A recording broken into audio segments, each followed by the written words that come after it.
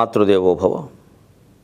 శృతిశీర్షం ఉల్లసంచరించడి పదస్రోతస్సు షట్చక్ర విశ్రుత పీఠం ములనాక్రమించిన సుధాజ్యోతిస్వరూపము దుష్కృత దావానల వర్షధార. అమ్మా జగన్మాత, దుష్కృత దావానల వర్షధార మతి చిద్గీతా స్వరూపము సంతత భక్తార్పిత మానసము లలితాతత్వము నర్చించెదన్. సంతత భక్తార్పిత మానసము లలితాతత్వము నర్చించెదన్. తెలుగు వన్ టీవీ ప్రేక్షక మహాశయులందరికీ సాహిత్యంలో హాస్యం అనే కార్యక్రమంలో స్వాగతం పలుకుతున్నాం. అహో కిమపి చిత్రాణి చరిత్రాణి మహాత్మనాం. ఒక చమత్కారమైన మాట. మహానుభావుల ఆలోచనలు, చరిత్రలు, ప్రవర్తనలు విచిత్రంగా ఉంటాయి. అహో కిమపి చిత్రాణి చరిత్రాణి మహాత్మనాం లక్ష్మీం తృణాయ మన్యంతే. లక్ష్మీం తృణాయ మన్యంతే నమంతే తద్భరాదపి. లక్ష్మీం తృణాయ మన్యంతే నమంతే తద్భరాదపి. ఇది భాషా చమత్కారం కాదు, భావ చమత్కారం. అహో కిమపి చిత్రాణి చరిత్రాణి మహాత్మనాం. మహానుభావుల చరిత్రలు, వాళ్ళ ప్రవర్తనలు చాలా విచిత్రంగా ఉంటాయి. ఎందుకంటే లక్ష్మీం తృణాయ మన్యంతే. వారికి 10 లక్షల డబ్బు వస్తుందన్న వాళ్ళు తప్పు చెయ్యరు. డబ్బు కాసిపడి, డబ్బు కక్కుర్తిపడి. మనకి సిబిఐకి ఇంతకుముందు న్యాయమూర్తిగా ఉన్న మహానుభావులు ఉన్నారు. మారుతి శర్మ గారు ఎంత మహానుభావుడో. నిజంగా రామనామం నిరంతరం జపిస్తాడు ఆయన. ఇక రాముని బంటు అంతే ఆయన. హనుమంతుడే నిజంగా. మారుతి శర్మే, నాగమారుతి శర్మ గారిని. ఎన్నో రకాల విషయాల్లో, నేను వారి అనుమతి లేదు కాబట్టి వివరాలు చెప్పడం లేదు, ఎన్నో రకాల విషయాల్లో ఎన్నో ఒత్తిళ్ళు. రామనామం అంత బలం ఇచ్చింది ఆయనకి. ఉంటే ఉంటాం, పోతాం, తప్పు చేయొద్దు. అంటే లక్ష్మీం తృణాయ మన్యంతే. పూర్వం ఎప్పుడో చెప్పుకోకలేదమ్మా. నాకు తెలిసిన ఉదాహరణ నేను చెబుతున్నాను. ఇప్పుడు ఇంకా చాలామంది ఉన్నారు అలా. రాజమండ్రిలో ఒక వ్యక్తి గురించి విన్నాను. ఎన్టీ రామారావు గారి మేనల్లుట్ట చెరుకూరి వెంకటేశ్వరరావు గారిని. ఆయన అబద్ధం ఆడలేదు ఇంతవరకు. ఓ భూమి కొంటే అదేదో 10 లక్షలు అనుకోండి, మార్కెట్ ధర 10 లక్షలు పెట్టేస్తాడు. మనలో చాలామంది ఏం చేస్తాం, గవర్నమెంట్ రేట్ ఎంత అని అడుగుతాం. మామూలు అది పెట్టాలిగా. అది 5 లక్షలు ఉంటే 5 పెడతాం. స్టాంపు చుట్టి దానికే కడతాం. ఆయన అలా కాదు, నేను కొన్న ధరకి పెడతా. మరి ఎక్కువ కడతాను. పోనీ ఈయనకి అమ్మినవాడు కట్టాలిగా, ఆయన కూడా నేనే కడతా అవసరమైతే అంటాడు. అంతేగాని నేను అబద్ధం ఆడను.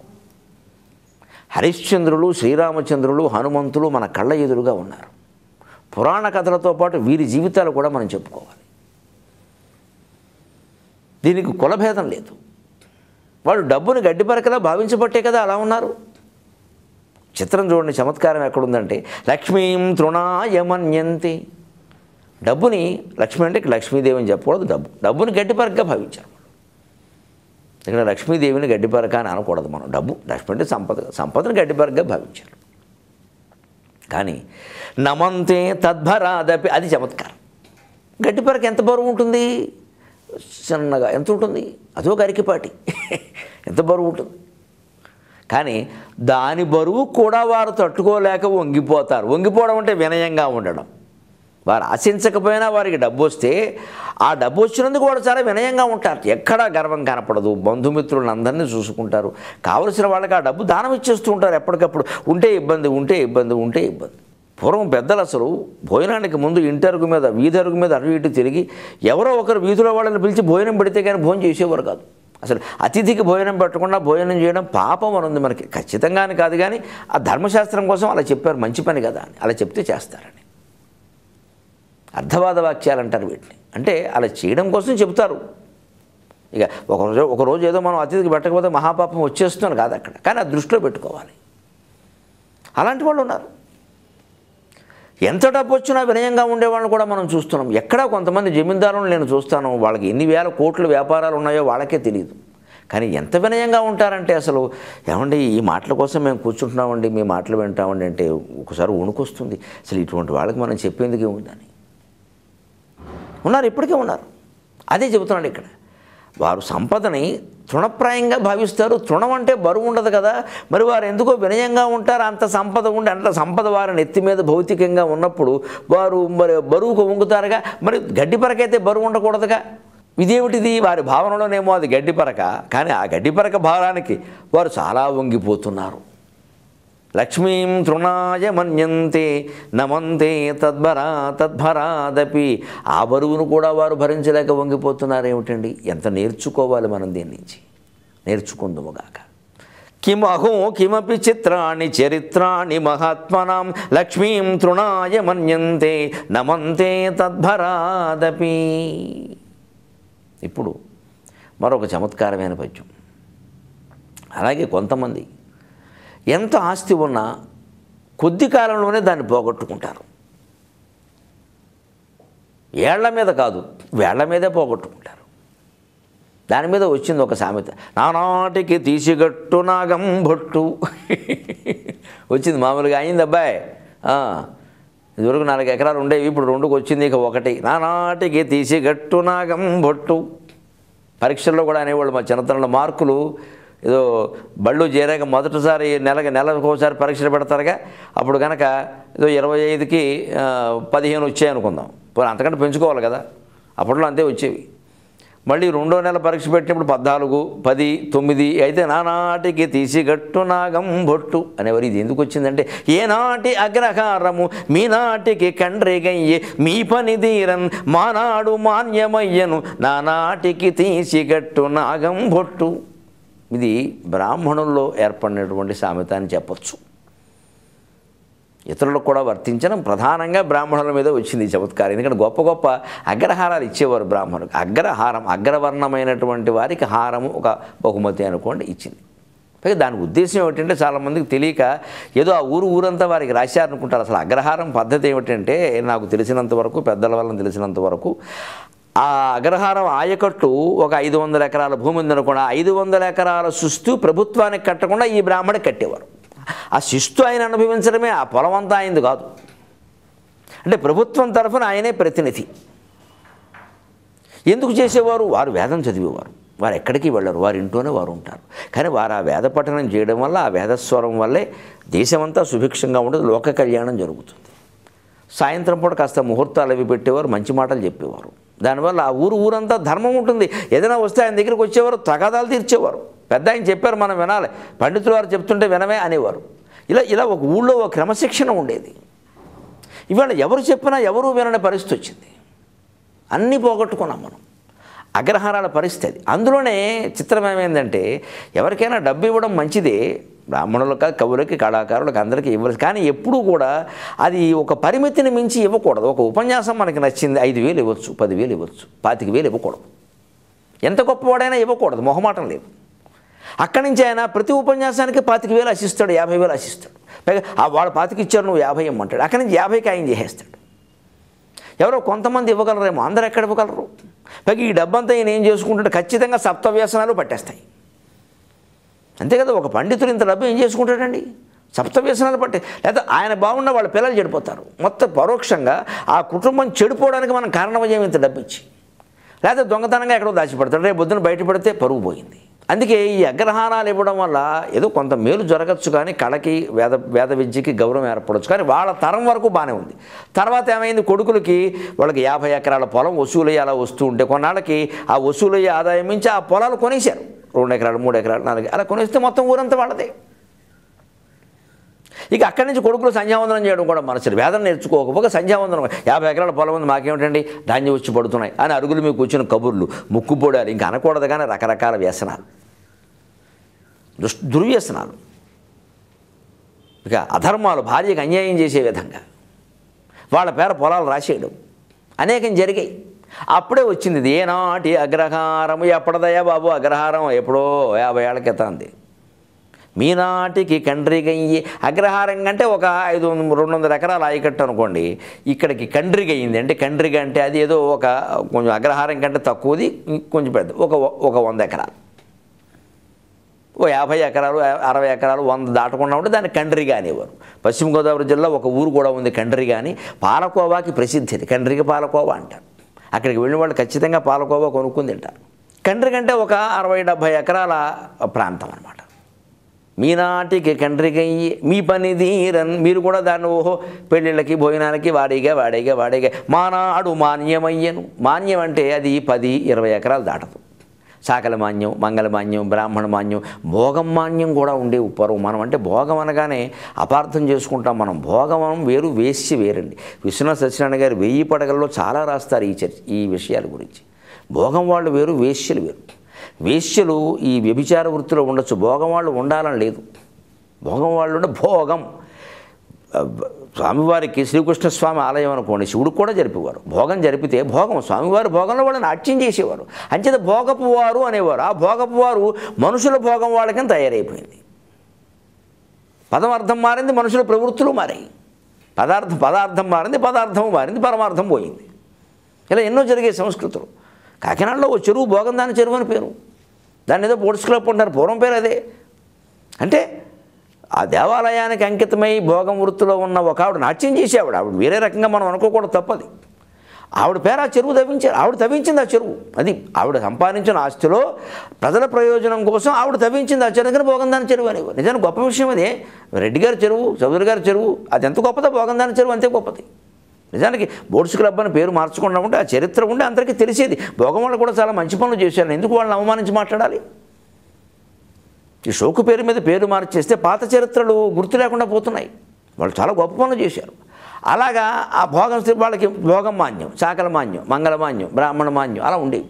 మాన్యం అంటే 10-20 ఎకరాలు. అంటే 500 ఎకరాలదేమో 200కి, 200దేమో 50కి, 50దేమో 10కి వచ్చింది. ఇక నానాటికి తీసి గట్టు నాగం బొట్లు, ఏనాటి అగ్రహారము మీనాటికి కండ్రిగయ్యే మీ పని ధీరన్ మానాడు మాన్యమయ్యను నానాటికి తీసి గట్టు నాగం బొట్టు. అలాగే ఇంకొక చమత్కారమైన పద్యం.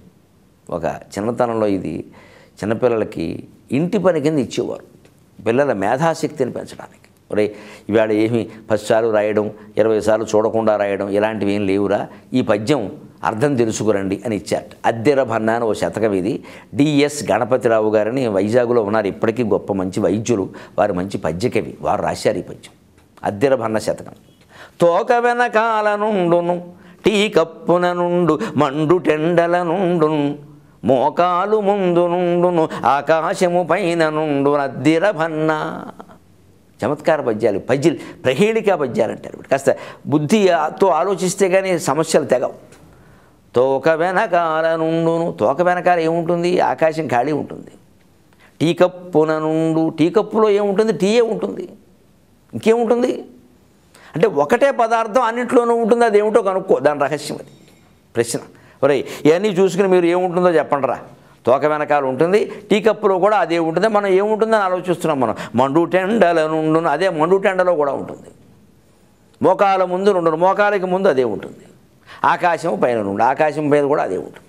అంటే ఈ అన్నింటిలోనూ ఏదో ఉంటుంది, అన్నింటిలోనూ ఏదో ఉంటుంది, అదేమిటని ఆలోచిస్తున్నాం మనం. కానీ విషయం ఏమిటంటే తోక వెనకాల నుండును. తోక ఎవరికైనా వెనకాలే ఉంటుంది, ముందు ఉండదుగా.